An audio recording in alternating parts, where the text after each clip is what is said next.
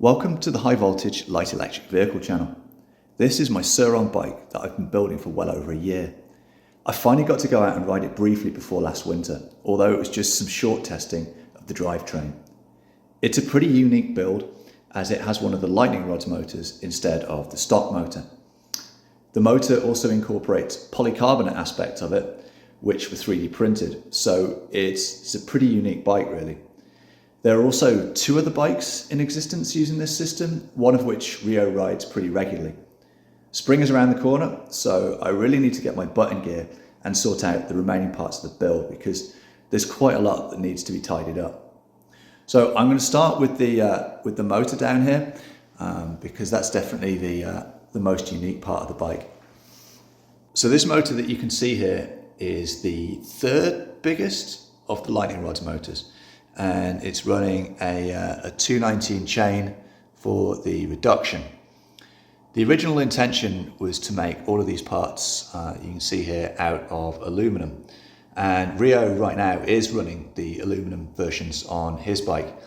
But I wanted to see how far I could push 3D printing and whether a material that has a very high softening point, such as the polycarbonate, would actually hold up to use. So, I mean, the main theory is that with polycarbonate, the softening point is 147 degrees C.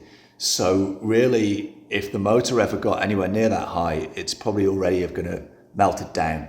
So the idea again, as well with thermal rollback, is it's never ever going to reach the point where the polycarbonate is in any real danger of failing. Polycarbonate has a very high compressive strength. So I use this property in the design as well as the orientation of the layers in the printing, so that these layers are basically compressed in their strongest possible points. So the main force with the motor is always, or the main stress point is always the counter rotation of the motor. So I really used as many points of contact as possible. So there are 3 M8 points here. Sorry, not this one, this one, this one, and this one. There's also an M6, and there are 5 M5 bolts, and they run right the way through the entire core of the motor and hold that in position.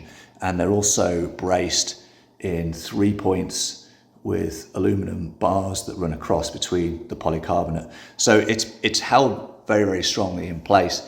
But really, when it was done, the idea was to just go out and do a bit of testing with this. It wasn't really intended to be long term with the polycarbonate, but it's been so impressive so far in how well that it's held up that I'm definitely going to keep testing and do some long runs with the polycarbonate before I switch over to the aluminum. So the other aspect of the bike that I did a lot of design work for was the mounting of the back 4000 on the front. What I wanted to achieve was a much closer finish with the controller to get it like really in and close, because I really liked the original design of the bike with the clean lines, and I really didn't like the sort of the bolt-on appearance that you get with a lot of the aftermarket parts. So I created a 3D printed version here, and it gets in really, really close to the top here, like it doesn't stick out at all. And then as you come down to the bottom, it sticks out maybe 1.5 inches, but it's well within the original design of the bike, I think. And if you look at the bottom here, all I have to do is make one part to fill in the gap there and provide a bit more cover for the wires and things that go down there. So the main reason we've been able to do this is by using proprietary Molex plugs, and these let you get it in really nice and close, because normally the plugs force you to bring it further away just because of the way they're oriented with the controller. Once the final wiring and everything has been done, what I'm also going to do is seal all the way down the sides of here and on the other side. And I'm also going to be utilizing a plate that I have designed that's going to come down here and shield this, so any kind of bulk water or debris has no chance of getting in the back. I mean, these are IP67 rated, but I still don't want any water or anything getting in the back. So that will get that all nicely cleaned up and finished with the controller there. Where I have the most work to do still though is with the wiring to get everything all nicely clean and tidied away. It's a bit of a rat's nest here right now. And really it's because everything was built from scratch with this bike. So I didn't have any of the original Sur-Ron wiring parts or anything to work with. So it turns out after getting this awesome battery from Rio that certain wires are a bit short and certain wires are a bit long. And I don't just want to shove everything into the cavity there. I want everything to be nice and clean.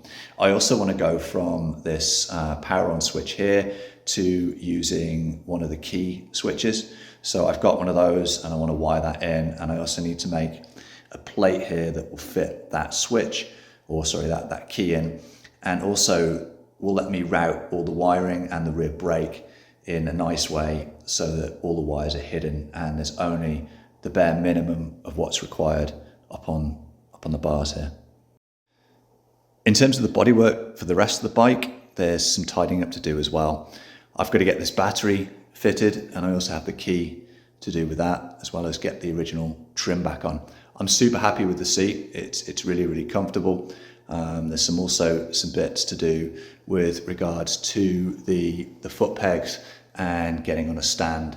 And I do have a stand, and right now I'm not sure whether I want to modify it so that I space it out a little bit so it will clear this rather large tire, or I'm actually contemplating reversing the stand and putting it on the right hand side of the bike. And I think that may well work quite well too. And if I just come down to the ground here, I've also got to get this part finished, and that is my version of the shield that would then be mounted up on the back of the bike here, and that goes between the top of the seat and the tyre down here, and that catches any muck and debris that gets kicked up from the rear wheel and stops it coating the suspension at the back here. So that's about it for the Sur-Ron for now. It's been a huge challenge to get to this point, and one that I've enjoyed immensely. And I'm going to do another video once all of this tidying up and the final jobs have been done, and then it's going to be time to go on some adventures. And if you stick around at the end of this video, there will be a quick clip of one of the testing runs that I did last fall, so you can actually see it moving.